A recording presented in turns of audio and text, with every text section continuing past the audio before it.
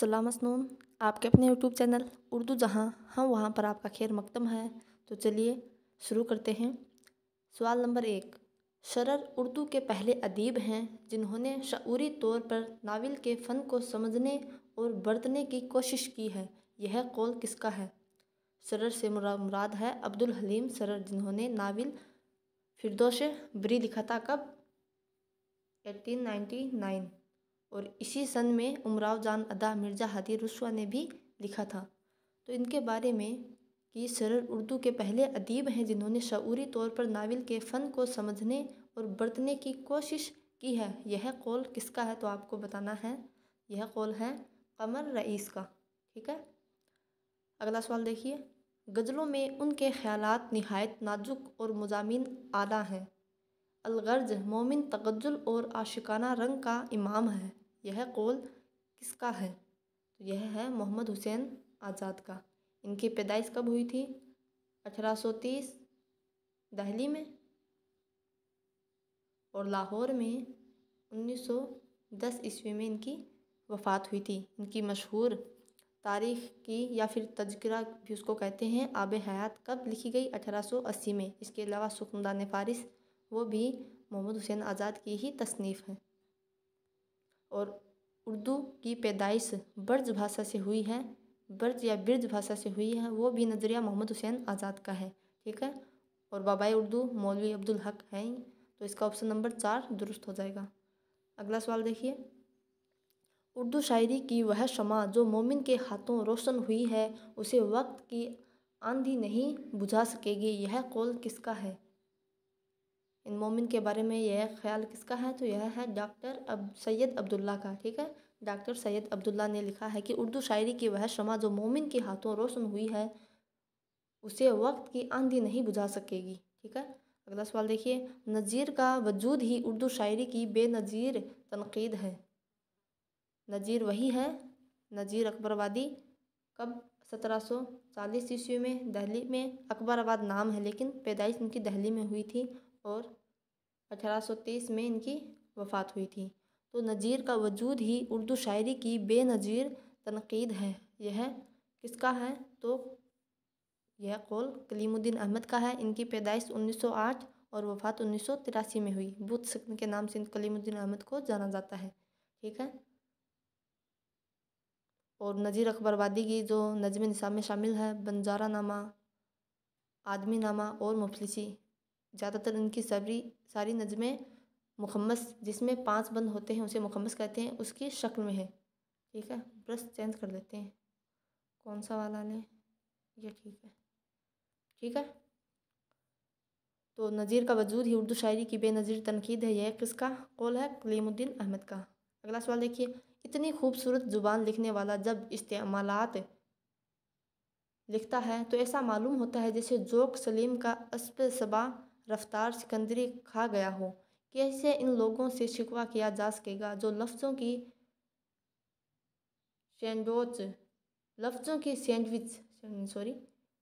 की सैंडविच बनाते हैं और तितर बटेर ज़ुबान लिखते हैं। मसनवी गुलजार नसीम पर इजहार ख्याल करते हुए यह बात किसने कही है? तो किसने कही है मसनवी? किसके बारे में? गुलजार नसीम। किसकी? दयाशंकर नसीम की। ठीक है। तो इसके बारे में किसने कहा है 5 का? तो इसमें रशीद हसन खान वही हैं जिन्होंने मसनवी सहरुल बयान और गुलजार नसीम इन दोनों को मुरतब किया है, यानी तरतीब दी है। ठीक है। तो उन्होंने तरतीब दी थी और उन्हीं का यह ख्याल है, क्योंकि उनको हार्ड लगी होगी, नहीं क्या, कुछ ना कुछ उनको मुश्किल आई, दिक्कत पेश आई है, तभी ये थक गए होंगे, तब ये बयान इन्होंने लिख दिया। ठीक है। अगला सवाल देखिए। मीर का कलाम आह है और मिर्ज़ा का कलाम वाह। यह कौल किसका है? यह कौल है ख्वाजा बासित का। मीर का कलाम आह यानी मीर तक के मीर। ठीक है। उन्होंने मतलब उनको शायर बेदिमाग भी कहा जाता है। इसके अलावा वासोख्त का मौजिद भी मोहम्मद हुसैन आज़ाद ने मीर तकी मीर को कहा है।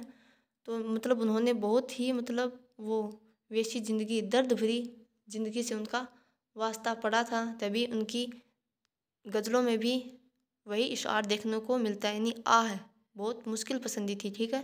और मिर्ज़ा, मिर्ज़ा से मुराद है मिर्ज़ा गालिब, मतलब परेशानी तो उनके उनके नज़दीक भी थी, लेकिन वो इतने मतलब मीर की तरह इतने मतलब आसानी से वो उन पर काबू पा लेते थे। अगला सवाल देखिए, अगर मुझसे पूछा जाए कि आज के शेरा में सबसे दरख्शां मुस्तकबिल किसका है, तो मैं तन्हा फिराक का नाम लूँगा। यह किसने कहा है? यह कहा है नियाज़ फ़तेहपुरी ने। वही नियाज़ फ़तेहपुरी है जिन्होंने नज़ीर अकबरवादी को चुटकुलाबाज शायर कहा है। और नियाज़ फ़तेहपुरी का रिसाला निगार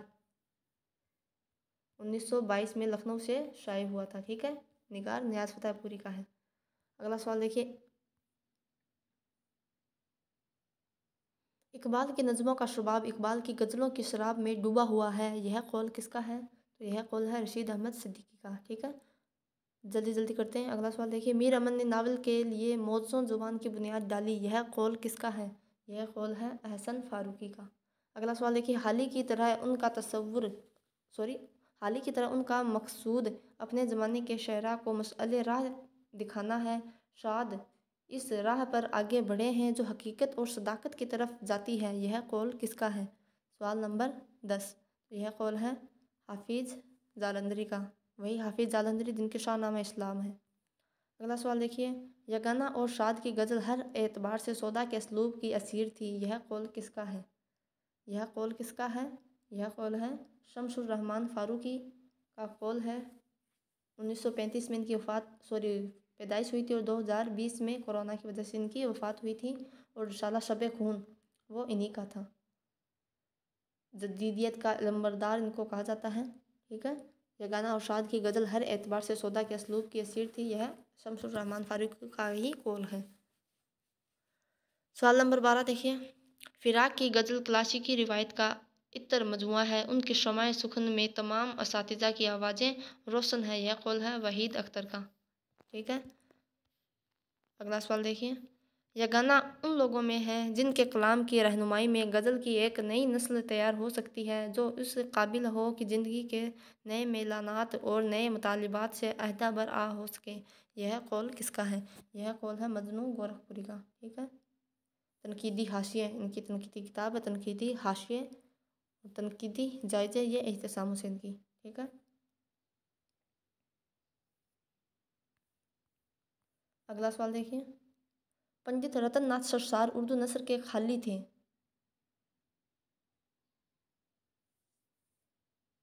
यह बयान किसका है?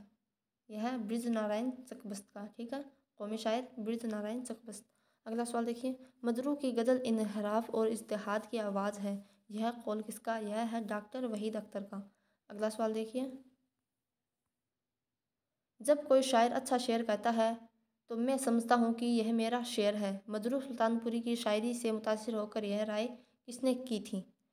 मजरू सुल्तानपुरी की शायरी से मुतासिर होकर यह बात किसने कही थी? यह कही थी मखदूम महिउद्दीन ने, ठीक है, मज़दूरों का शायर। अगला सवाल देखिए, बाज़ अवक़ात तंज इतना शदीद हो जाता है कि शेर शेर नहीं रहता, ताजियाना बन जाता है। कलीम आजिज़ की शायरी पर अपने ख़यालात पेश करते हुए यह बात किसने कही? कलीम आजिज़ 1926 और 2015, ठीक है। वह जो शायरी का सबब हुआ, कलीम आजिज़ ये बिहार से ताल्लुक़ था इनका। तो सवाल नंबर 17 का है रशीद अहमद सिद्दीकी का, ठीक है। गज़ल उर्दू शायरी की आबरू है, रशीद अहमद सिद्दीकी का ही कौल है। अगला सवाल देखिए, यगाना और फिराक के साथ 20वीं सदी में गज़ल को नए लहजे और नए जायके से रोशनास कराने और अपने दौर की खुरदरी हकीकतों से अहदा बरआ होने के काबिल बनाने में शाद का काम ख़ास तौर से काबिल तवज्जो है, यह कौल किसका है? यह कौल है खलीलुर रहमान आज़मी का, ठीक है। अगला सवाल देखिए, हमारे मुल्क के सुखन में सैकड़ों मसनवियाँ लिखी गई, मगर उनमें फ़कत 2 नुस्खे ऐसे निकले जिन्होंने तबीयत की मुवाफ़क़त से कबूल आम की संद पाई। एक सहरुल बयान किसकी है? मीर हसन की। और दूसरे गुलजार नसीम, ये किनकी है? दयाशंकर नसीम की। और ताज्जुब यह है कि दोनों के रतबे बिल्कुल अलग अलग हैं, यानी इतनी मसनवियाँ लिखी गई लेकिन जो कबूल आम हुई थी, जिनको मकबूलियत हासिल हुई थी, वो 2 ही थी, एक तो सहरुल बयान और दूसरी गुलजार नसीम। तो यह कौल किसका है? यह है मोहम्मद हुसैन आज़ाद का। अगला सवाल देखिए, सरर उर्दू के पहले अदीब हैं जिन्होंने शऊरी तौर पर नावल के फ़न को समझने और बरतने की कोशिश की है। 20 का तो इसका है कमर रईस, ऊपर आ गया था इसका तो। अगला सवाल देखिए,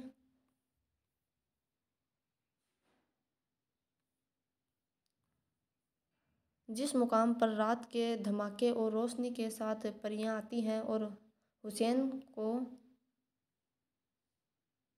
बेहोश करके जुमुर्द को उठा ले जाती है, उसी मुकाम से एक नया रोमानी लुत्फ़ और नई ज़िंदगी पैदा हो जाती है। यह तमाम बयान ही अपने मुकाम पर निहायत दर्जा पुरअसर है और सरर की क़ुव्वत बयान दाद के काबिल है। यह कौल किसका है?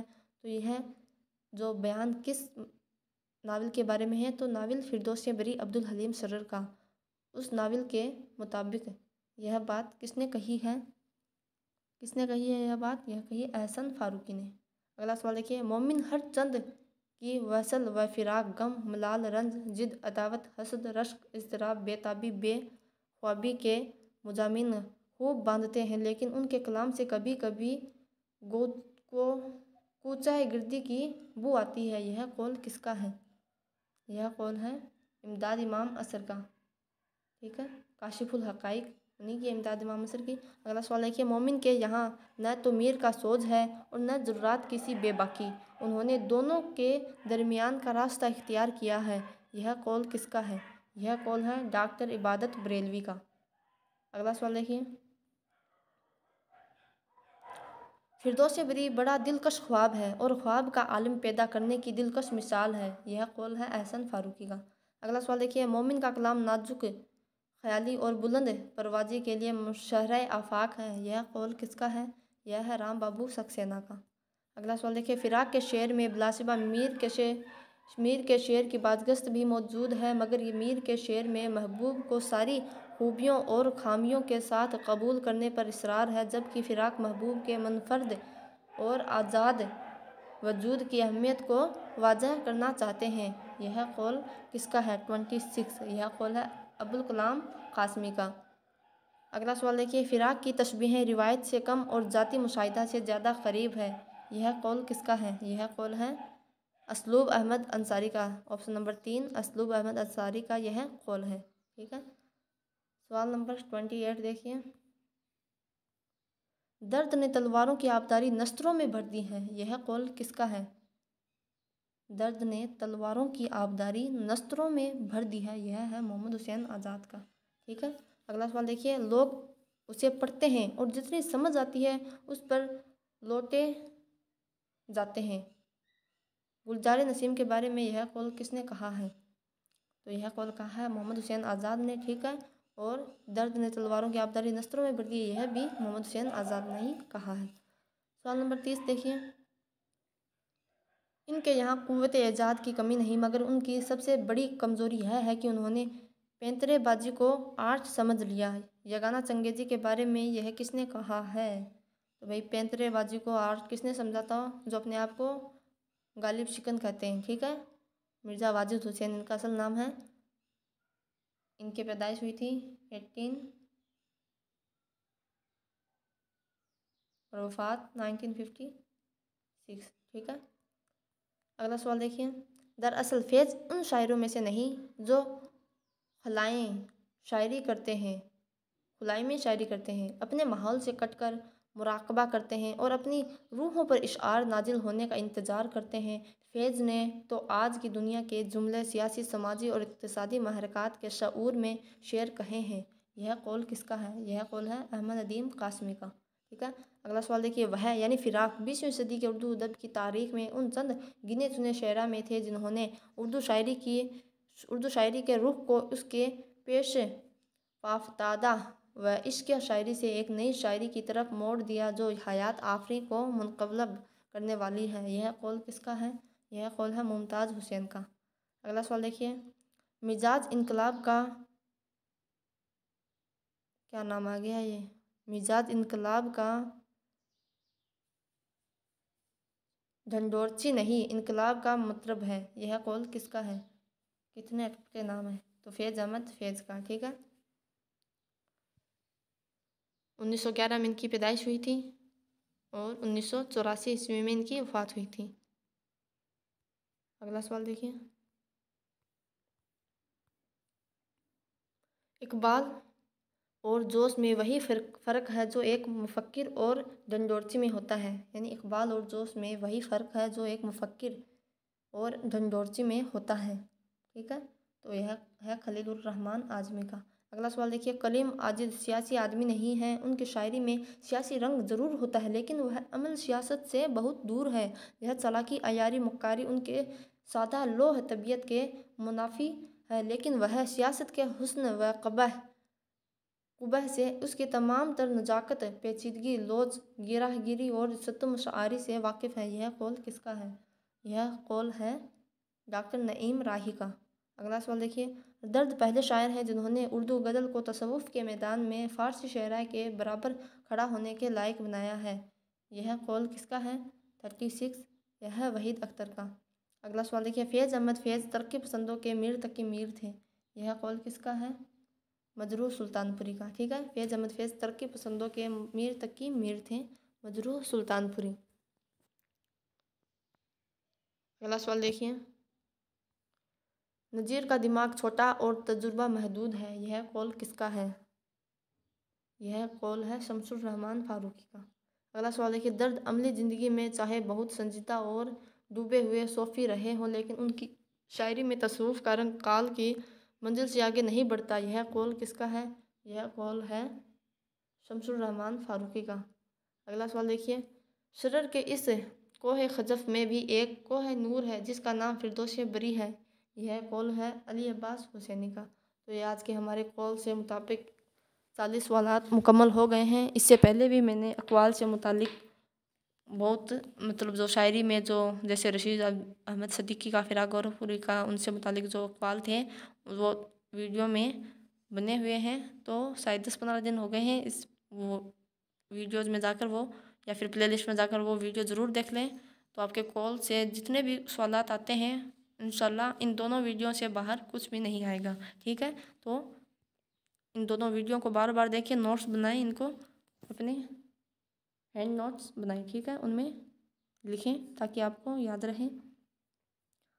और प्लेलिस्ट में वीडियोज़ जितने भी मैंने बनाए हैं, मॉक टेस्ट हमारी सीरीज़ चल रही है तो उसमें अपलोड किए हुए हैं, तो आप वो प्लेलिस्ट ज़रूर चेक करें, उसमें देखें। ठीक है, और मेहनत करते रहिए। रमज़ान का महीना है, रोज़ा रखिए, अल्लाह की इबादत करिए और दुआ करिए आपको जो आपने जो सपना आपका जो सपना है, ठीक है, तो अल्लाह से खूब दुआ करिए, इंशाल्लाह कामयाबी ज़रूर मिलेगी। बस हिम्मत नहीं हारनी है, मेहनत करते रहना। तो आज के लिए इतना ही, कल फिर मिलेंगे।